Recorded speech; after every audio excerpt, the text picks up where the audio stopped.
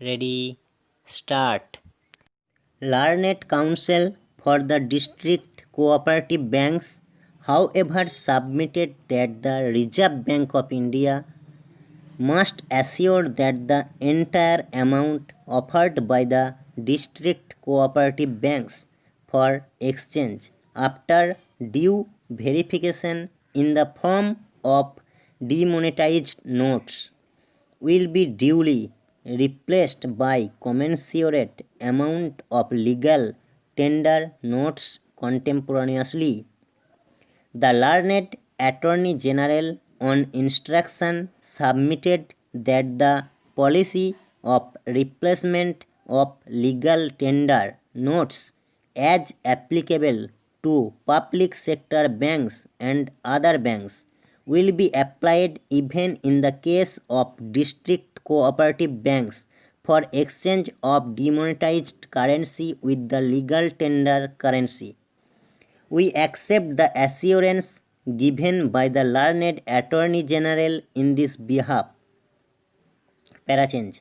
The other broad point was about extending the time limit for exemption for use of demonetized currency notes of rupees 500 and rupees 1000 at specified counters as per the relevant notifications issued in that behalf by the Reserve Bank of India. It was contended that the exemption period provided in the concerned notification is expiring. Hence, it will not be possible to deposit the demonetized notes at specified counters thereafter.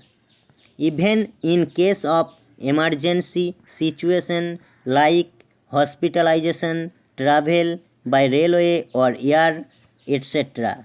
In our opinion, whether the exemption period should be extended or not must be best left to the judgment of the government of the day, with a hope that the government will be responsive and sensitive to the problems encountered by the common man. Accordingly, we declined to issue any interim direction to the government in the matter of extending the period of exemption and leave it open to the government to take appropriate decision in that behalf as may be advised. Parachange. The other serious grievance made by the petitioners is about the denial of right to withdraw the prescribed amount of rupees 24,000 per week per account holder, in spite of notification issued by the Reserve Bank of India permitting such withdrawal. It was submitted that if the government has issued such notification after due consideration, it is obliged to ensure that its commitment made under the said notification is implemented without any exception.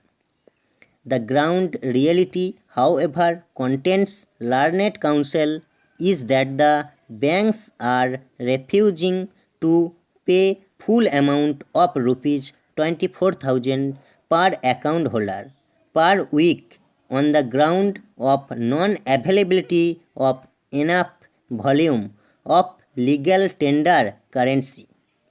According to the learned Attorney General, the government has already made it clear that it would take around 50 days time to streamline the cash flow. That period is still not exhausted. He submits that as of now, the Reserve Bank of India has been able to infuse around rupees 5 lakh of the new legal tender notes in the form of rupees 500 and rupees 2000. That is almost over 40% of the amount of demonetized notes already deposited with the banks. Further, the authorities are working to the best of their ability to defuse the crisis of cash flow situation by printing new notes.